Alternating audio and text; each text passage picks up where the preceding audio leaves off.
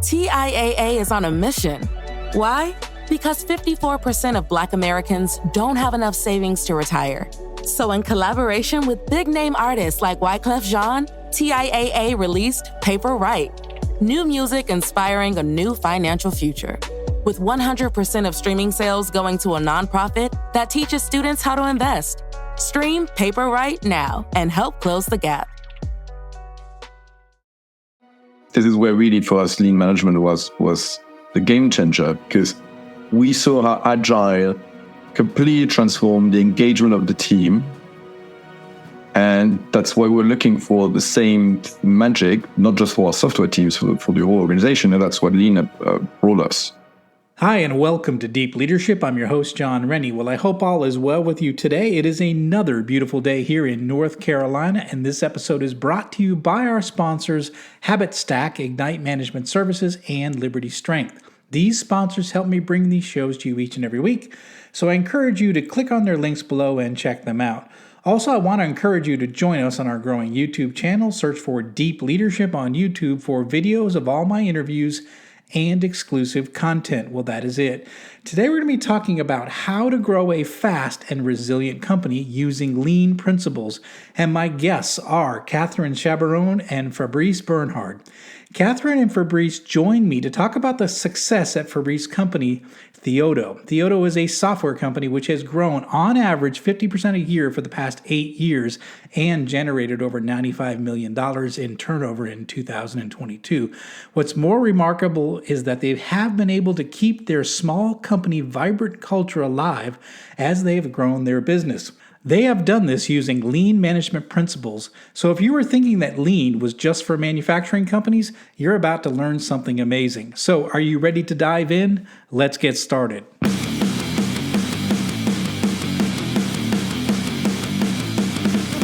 Welcome to Deep Leadership.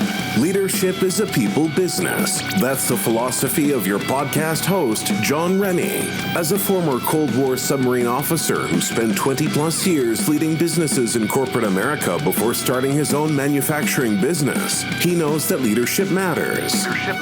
Are you ready for some real-world actionable advice from John as well as his expert guests? I'm ready. The show starts right now.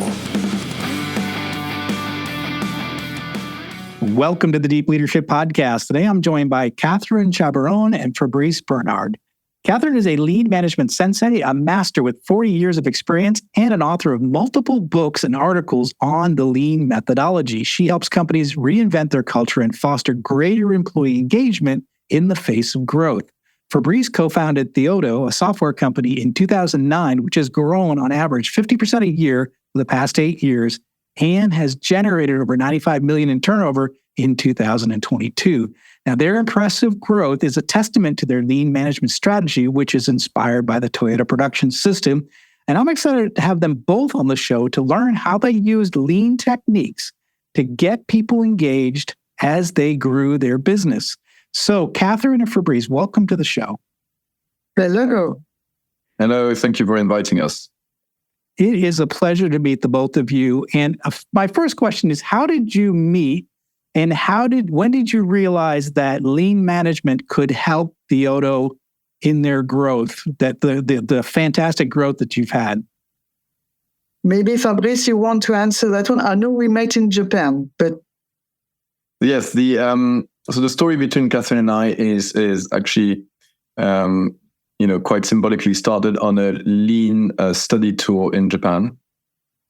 But our story with lean dates from a few years earlier than that.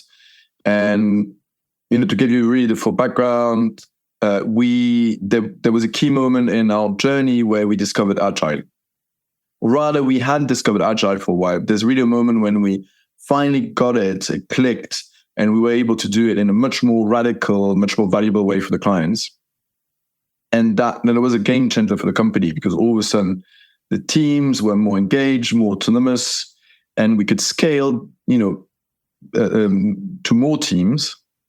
And it made us realize that, you can find ways of working out there that just completely transform the way you work and create more value and actually are more enjoyable. So of course, the next step was to think, okay, what is the what is the agile that doesn't just apply to a team of software engineers, but it applies to the whole company. So we really come from this agile background. And I was strongly engaged in the agile community and looking, everywhere for answers. When I met my first lean coach, Antoine Contal, who told me he had been through a similar journey of being really impressed by the value of agile, but also seeing its limits in his context. He was working in a big French telco.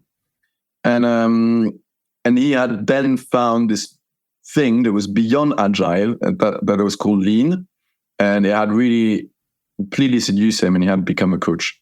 And so that was very, very interesting for us. Of course, very exciting. And so he invited himself, in a way, to do a first go and see at our company. And that go and see was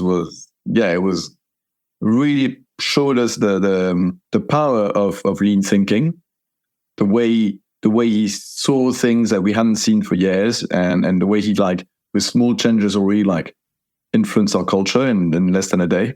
And so we've been on a lean journey ever since, and that was back in 2012, so more than 10 years now. Mm.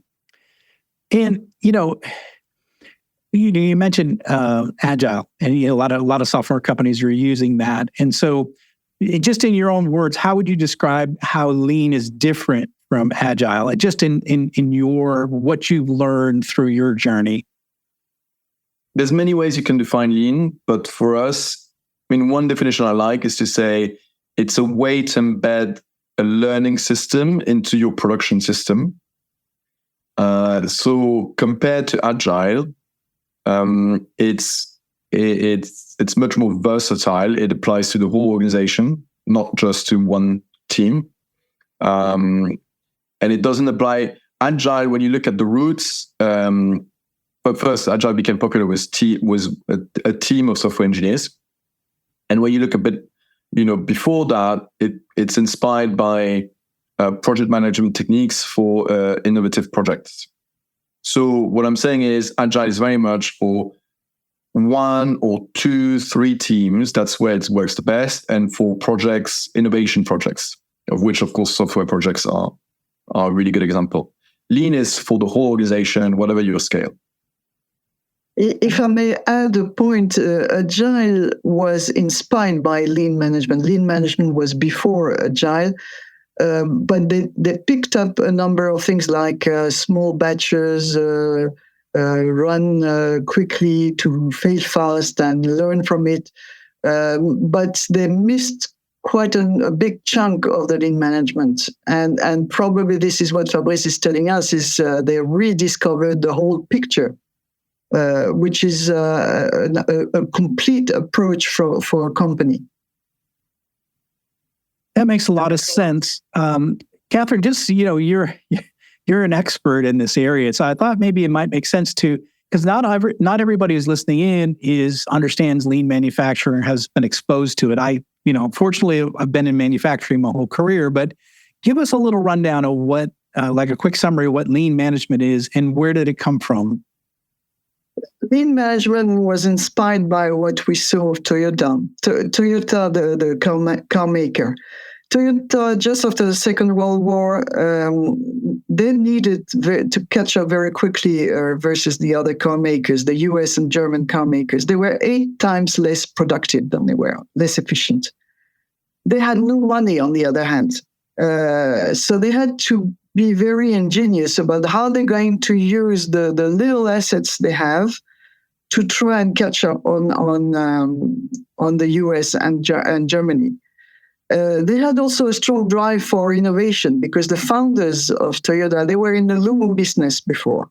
The founders were very much into innovation, making the frontline people job easier, improvement day after day, and so on. So they were very much into that. They were ingenious people. They wanted to use the little assets they had in an efficient way, and they invented just in time, which is basically I don't push production just in case somebody buys. I push or trigger production when somebody orders. That means less stock, less inventory, less components, less square meters, and on the other hand, high flexibility to be able to change from one batch to the other very quickly, because some want red, some want blue, etc. So I have to be able to change what my machines do very quickly. So that all came from that, and then to that, they were also strongly supported by the drive in Japan to improve the quality. They were very inspired by Deming, an American guy that maybe our audience or your audience know about. They learned a lot about quality. They even picked up ideas from the training within industry, which was the program to drive manufacturing during the World War II. When they had to get people on board very quickly, since all the men were out at war, and they had to develop war equipment very quickly. So they used everything they could, and they were very clever at it. And when the oil crisis struck in the mid-70s, they were probably the only ones that were ready for it in terms of being very flexible, being very low cost, being very agile.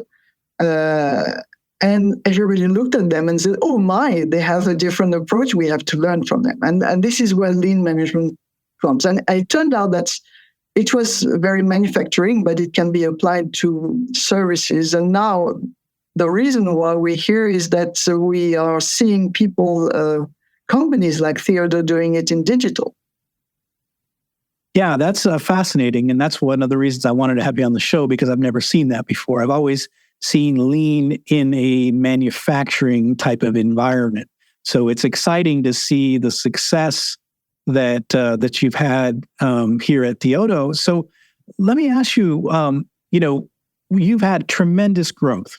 As a business owner myself, 50% growth per year, that is big growth. And you have a very large team. What are some of the challenges, Fabrice, that you've had to deal with as your company has grown this fast?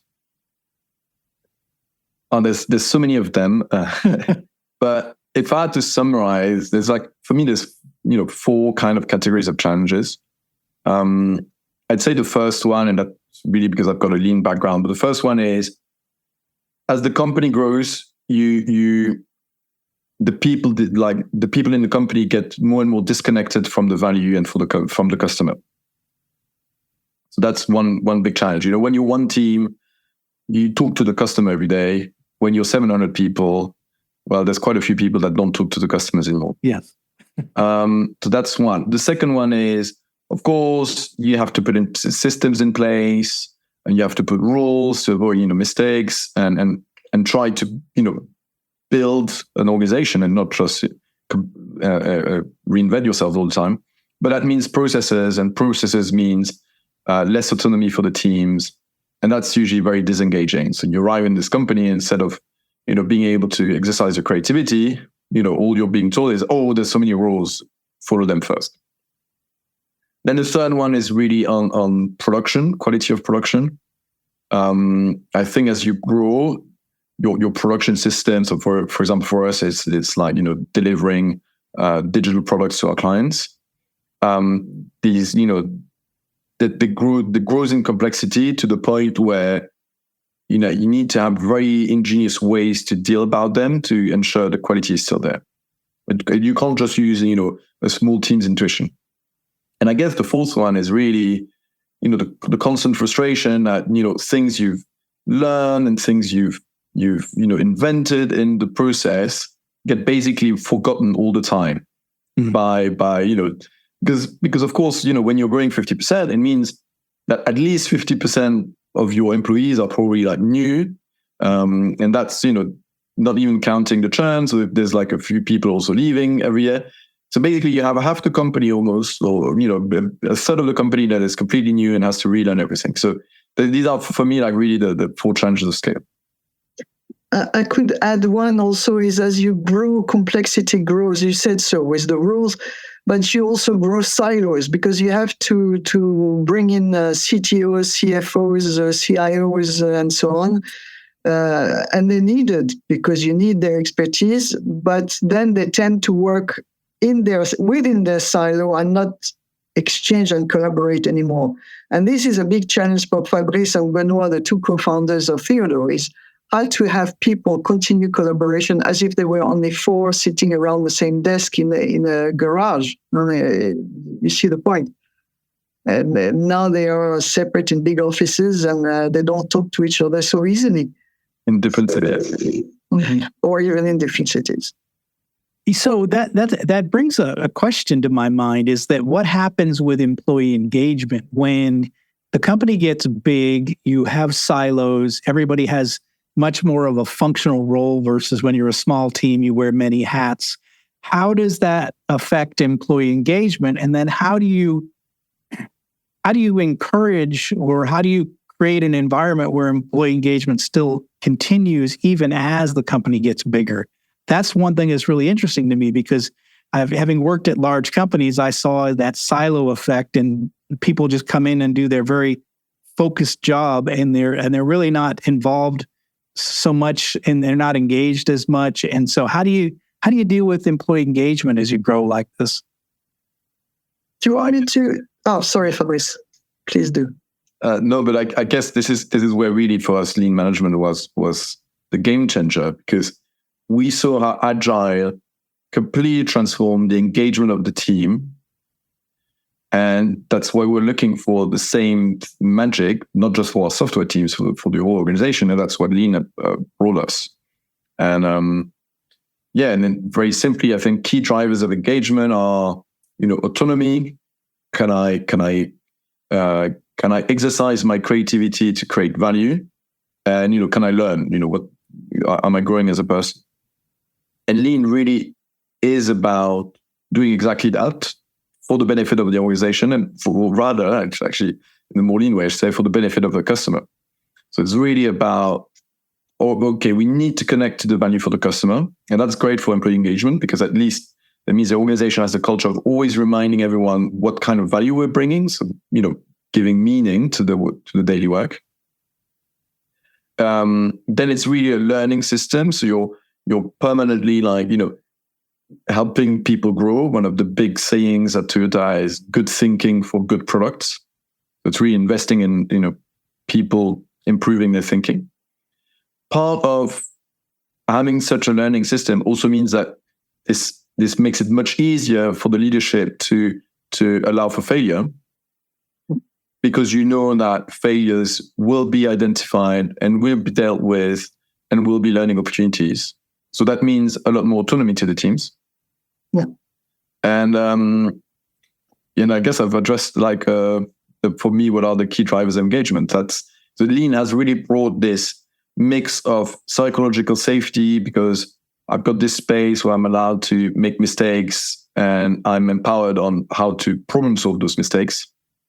And I know what I'm doing and why I'm working, and that brings you meaning. And I'm being stretched, because Lean is not, it doesn't leave you in your comfort zone. It brings you in the stretch zone that, brings also more learning and more growth, more personal growth. And if I may add, when you are stretched and you don't have the competence, this is hell. This is burnout and stress and so on. So this means that they are permanently putting a sort of a tension between challenge and learning, because otherwise it would be impossible to survive in that kind of environment. So there's a lot of time spent on problem solving, but also enabling people. You didn't mention it, Fabrice. You do things like enablers. Let me give you an example. When I was visiting Theodo for the book, I could see that they were working. One of the entities that you have in your group is doing mobile apps. And what's more recurrent than the login features in the mobile app? And every project designing a new mobile app was practically reinventing the wheel when they were doing the login feature. And I know that entity has worked on a standard logging approach so that they can save time and avoid mistakes. So that's part also of the comfort the people, giving them the conditions in which they can be challenged and they can learn. We'll be right back after a quick word from our sponsors. Leadership skills are like any other skills. You need to practice them to get better at them. Best-selling leadership author John S. Rennie knows this. That's why he's written a new book called You Have the Watch. It's a guided journal for leaders designed to take you through an entire year of leadership training. By the end of the year, you will master 50 of the most important leadership skills. If you want to have a greater impact on the results and people in your organization, go to youhavethewatch.com and pick up your copy today. This episode is brought to you by Habit Stack. Effective leaders make a habit of working on important goals, no matter how busy they feel. Habit Stack software helps leadership teams build that habit. The system guides you to set crystal clear goals, align your tasks to those goals, and make progress every week. I use Habit Stack and I absolutely love it. It's such an easy tool to use, and I love how it reinforces the right habits with my leadership team. Habit Stack is free to use. It's so simple that you get the hang of it in just 5 minutes. Go to habitstack.com to get started. This episode is brought to you by Ignite Management Services. Ignite is led by Mike Watson, who you might remember from episode 137. Mike and his team believe that everything starts with leadership, whether it's strategy execution or cultural transformation. It's the role of the leader to create the conditions for their people to succeed. The team at Ignite can help you develop critical habits to enhance your leadership capability and transform your business. Ignite Management is now offering the Resilient Leadership Assessment Tool. This is an online questionnaire designed to assess and guide leadership development, coaching, and team building. It provides leaders an opportunity to gain insights into their leadership strengths and development needs. After taking this assessment, you will receive a custom, detailed report that provides practical and actionable recommendations to enhance your effectiveness. I have taken this assessment myself and found it to be extremely valuable in helping me make changes to my leadership approach. Right now, Ignite is offering 15% off the price of this tool to the deep leadership audience. Go to ignitemanagement.ca and enter the code START15 at checkout to get started today. This episode is brought to you by Jeremy Klebinger at Liberty Strength. As a high-performing leader, you know that leadership isn't about telling people what to do, it's about leading by example. And for most people, the one area that they are lacking when it comes to leading by example is their health and fitness. By improving your health and fitness, every other area of your life improves. Your energy skyrockets, your sleep improves, your confidence increases, and more. But how can you get and stay fit as a busy leader? Well, you do what you've always done. You hire the best people for the job. Don't struggle on your own. Put Liberty Strength in your corner. Jeremy and his team will work with you to take your physique, mindset, nutritional habits, and more to the next level with his step-by-step, all-inclusive coaching program. I've worked with Liberty Strength for the past 2 years, and I'm in the best shape of my life, and I'm still hitting strength personal records at 56 years old. If you want to step up your game, reach out to Jeremy at libertystrengthtx.com to find out more and get your initial consultation scheduled with him today. One of the things I've had a debate, a good friend of mine runs, he's pretty high up in Amazon. And so we had a debate. We were driving somewhere and I was talking about this idea, just like you talked about, which is psychological safety, autonomy, letting people fail, letting people be actively engaged in work. And he said, well, when I build a Amazon facility, I have to hire 5,000 people. And I have to tell those 5,000 people that there's one way of doing it here at Amazon. And this one way is one that we've developed over years at multiple locations. And so he was saying that I really need my employees to follow the rules and not to be creative. And I thought to myself that's like a worse place I'd want to work, is where you can't be creative, you can't bring your human self to work, and you can't push and grow. But I also understand when you hire 5,000 people, you've got to sort of have a way of doing things. I don't know if it's just a strange question to you or not, but how do you balance the idea of doing things in a standard way versus having people be creative and be challenged and to continue to push the improvement of your processes? Fabrice, you want to speak first. I've got some ideas on this one. If you've got some ideas, you can start, because I think that's a very quick question. I'll start and It's a tough question because it's one of No. It's a very interesting question. It is obvious we have talked about creativity and using brains creativity, but it's obvious that the first thing Theodo does when they recruit is to put people up to the standards that they have developed. Yeah. They have developed ways of doing things that enable people to come in to do the things right the first time and not learn through all the blunders that the others have made before. So obviously, Lean comes with a lot of standards. The difference is once people have mastered the standards, there are regular discussions about whether the standard still holds the ground. Is it still good, efficient? In this scenario, is it the right one? Can we improve it? Should we change this or that? And they develop in Theodo a lot of communities of practice. They put people who are doing the same job together, even from different companies, to talk about their job and their techniques and their ideas and their methods, and to learn from each other. But basically, they start from standards. Yes. So am I wrong or am I right? No. It's. I think it's the right answer, and it's a lot of training, because you do want, and maybe what your friend at Amazon is saying is, I don't have the time to train 5,000 people, or I don't want to invest in the training, so I prefer to just impose rules. But that probably has a downside in terms of engagement and attractivity, and considering that Amazon is this incredible position where I think at some point they had hired all of the people they could hire around their warehouses. Yeah, they do. It's probably a good time for them to maybe reconsider slightly this. But I'm not too worried for them, because they're a company that has understood lean management a lot at different levels.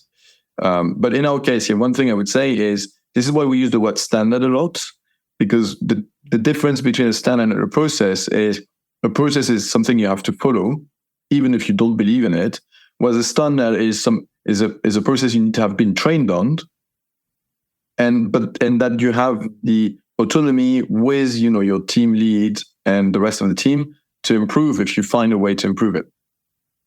So it's a subtle difference, but it makes all the difference between I'm engaged because I am following the standard, but I know that if at some point I disagree with it, I can have a discussion now to improve it. Okay, that makes a lot of sense. So let me just ask you, you're in the trenches. You've got a company that's growing like this. You've employed lean management successfully to help you with your growth. What have you noticed? What type of leadership skills are needed to be able to, continue to improve your employee engagement as your company grows? Are there special skill sets or training? What do your leaders need to be able to do to be able to continue to get employees engaged as you grow and as new employees come on board? In the trenches, I think we have a model. And so we're looking for 3 dimensions. Of course, it's a simplification, but the 3 dimensions that we found quite interesting. One, and the first one is competence. Actual competence on the job. Yeah. That's not obvious. I found this amazing, interview from Steve Jobs, where he say, at some point they were scaling very fast, and they thought, we're going to hire professional managers from outside that don't know the job. Yeah, and that was a disaster for them. And so they went the slow and the hard way, which was to convince that they're amazing engineers who didn't want to do the job of managing, say, yeah, but you have to do it, because if it's not you, we have to bring someone from outside who's incompetent. And that's apparently worked incredibly well for them. That's what Steve Jobs says. And, when you see the growth since that interview, it's probably true. So yeah, competence, I think, if you want to create an environment that is engaging and is a learning environment, you need to have somebody who you can teach you stuff. So number 1 trait. Number 2 is caring. And caring is very important, slightly harder to define, and very hard to identify from the top. Because people can be really caring for the team, but actually be annoying from their boss point of view. Yeah. Or on the opposite, somebody can be actually very caring for their bosses, but for some reason, less for their teams. And without actually bad intention, but just the way they act. So that's why I think in Lean, that's why in Lean we do a lot of go and sees. We go on the ground because that helps us identify the people dynamics a bit better than if we stayed in our offices. And the third trade, it's very much inspired by a book we like very much at Theodo, which is called 9 Lies About Work. And this is the idea that leadership often comes from having a spike. So having something very special, very strong about yourself. And so exactly. So I guess the point we're making here is we've learned along the years not to look for a well-rounded person, but rather for someone who has a very strong skill somewhere. And if they have a very strong skill somewhere, they have some other lacking skills, but they are able to be caring with the teams and they're competent, then they're probably very good leaders. If I may add some point from what I've seen or witnessed, because I've witnessed a number of what they call Gemba visits to the field, visit to the workstations. They very much use that formula that was coined by a Toyota leader, and that is go and see, ask why, show respect. It's similar to what Fabrice just told us. They do a lot of go and see. They are very much there because they need permanently as leaders to see where the company stands. It's one thing to develop a strategy or look for growth, but if you don't understand every day where the company stands and where we're stuck and what we still need to learn, you're not going to go very far and you're going to fail in the execution of your beautiful strategy. So they do a lot of go and see. Then they don't tell people how to do things. They raise questions. Why do you think it's the normal conditions? Why do you do it this way? Do you think there is another way? Maybe have you seen or talked to this and that guy or that girl? They worked on this before. Maybe they can help, etc. And by doing that, they show respect because they're not imposing their solutions. So bosses and leaders can bring very bad solutions if they are locked in an office, come to the field and believe they remember what they've done 10 years ago and they say, do this. Yeah, that can be very dangerous. Yeah, absolutely. So a lot of really good stuff here. One of the things interesting that you started with competence, because I think that's something as we study leadership and we talk about leadership, a lot of times we get into all the other things around leadership, which are important, but we've got to go back to competence. And my initial experience in leadership was a naval officer on a nuclear submarine. That's where I started my leadership journey. And when the seas got rough and things got scary, we all looked to the captain to make sure he knew what was going on. Like we wanted to have confidence that our leader was competent. And I think that seems like I gave a speech this morning about this particular topic, and I started with the idea of competence being a really critical skill for leaders. Is you can be a lot of things. A lot of things are important, but I think being competent is got to be number one on the list. Is that people are looking to you. Does this person know what they're doing? Can I follow them? And I love that you started out with the idea of competence being first. No, and it's interesting because I think it's a very lean value in a way. Because there's this mix of you want to create value for customers. So the idea of having an incompetent leadership, in that when you have that model, it seems completely ludicrous. And at the same time, you want to create a learning organization. So who's going to be the teacher if it's under leadership? It's complicated. Makes so much sense.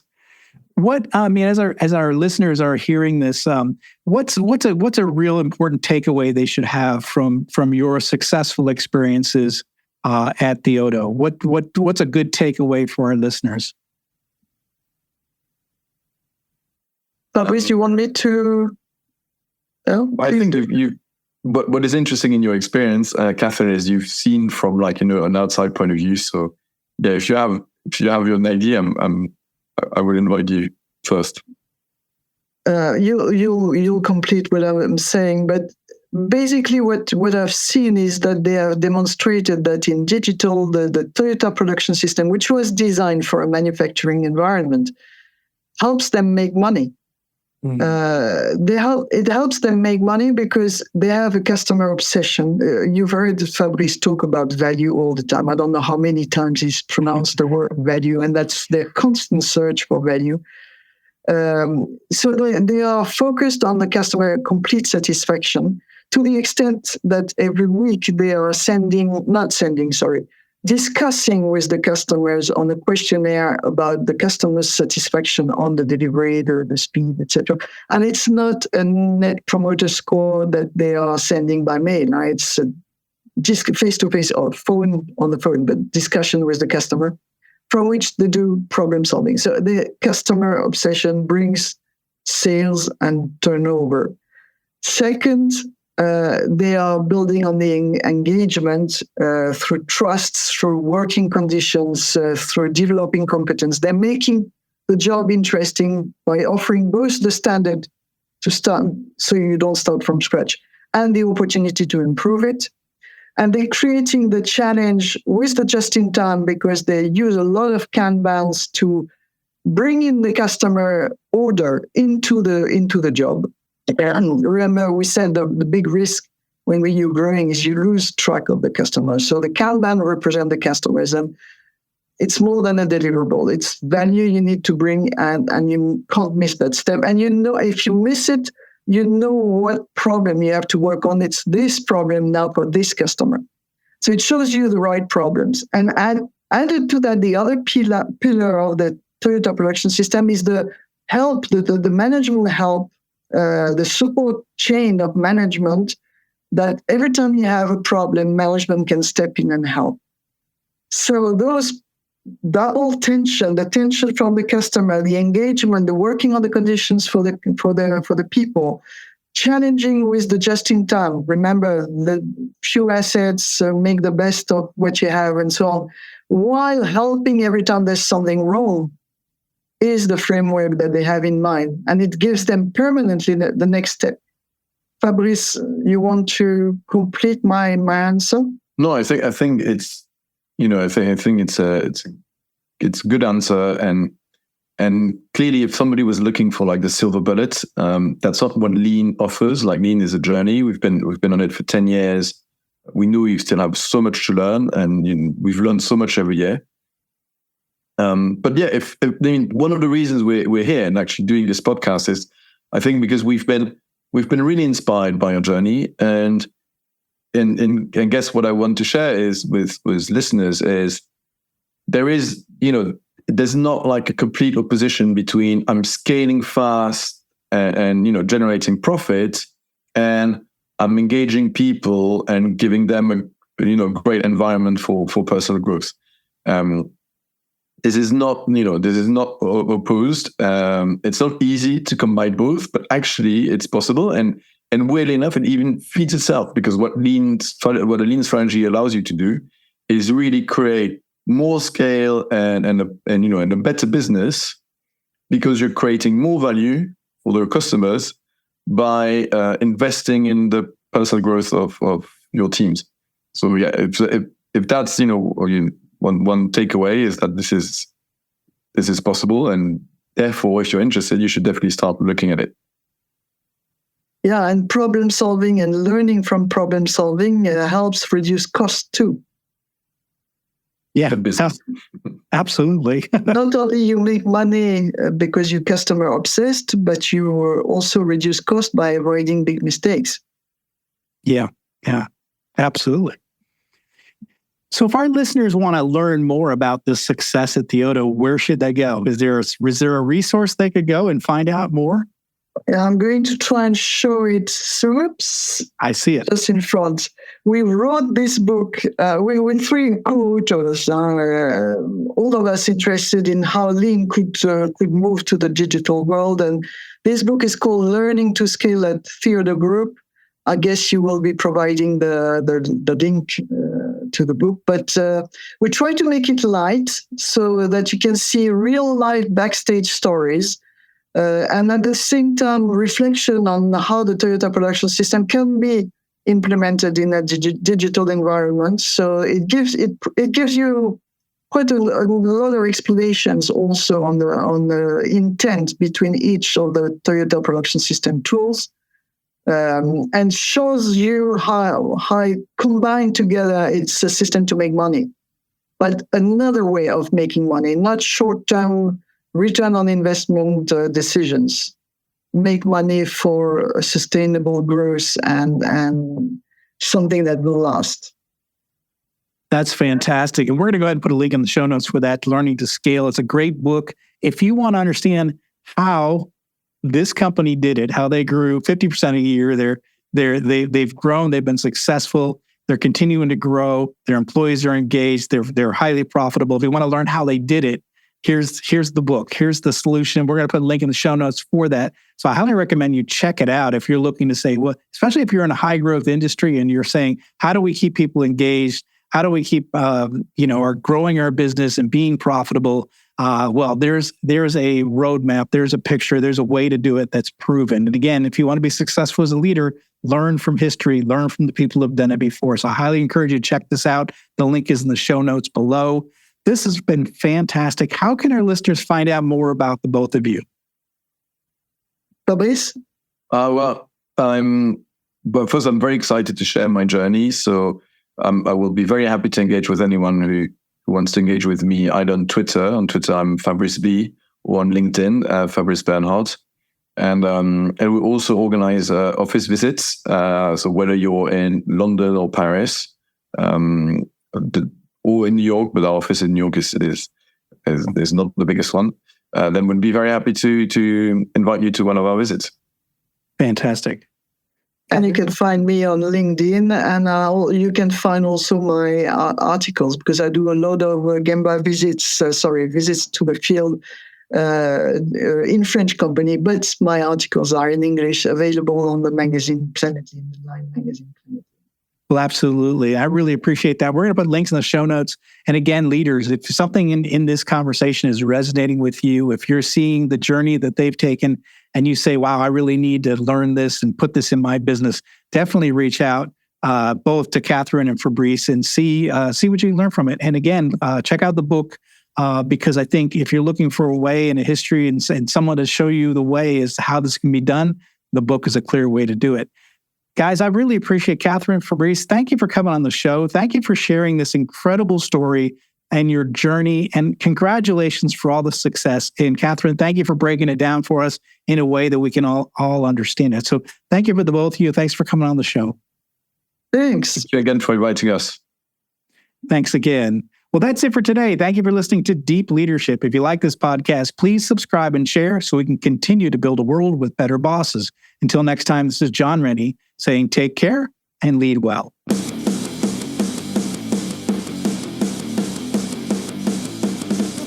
Thank you for listening to Deep Leadership. Thank you. Thank you.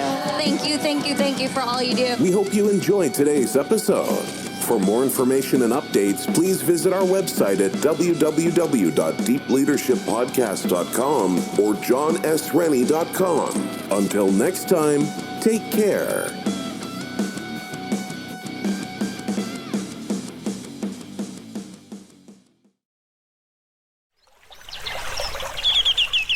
Are you passionate about saving the planet for future generations? Do you want to learn how to do it? If yes, then you need to tune in to the Nature Backed podcast. It's a talk show covering the changing world around us, from renewable energy, sustainable agriculture, circular economy, to ESG and social innovation. Don't miss this opportunity to discover how you can join the movement and make a difference. Subscribe to the Nature Backed podcast today on your favorite platform and get ready to be amazed. Welcome, explorers of the human experience. This is Let's Talk Soul, and I'm your host, Claudia Monicelli. We're not afraid of the great mysteries of existence here. Soul versus consciousness, we're on it. Spirituality versus science, we've got that covered too. Join us in navigating these profound topics with wisdom, curiosity, and a dash of audacity. Whether you're a spiritual veteran or just starting your journey, Let's Talk Soul is your passport to the unknown. Let's Talk Soul, diving into the depths of the human spirit. Subscribe now wherever you get your podcasts.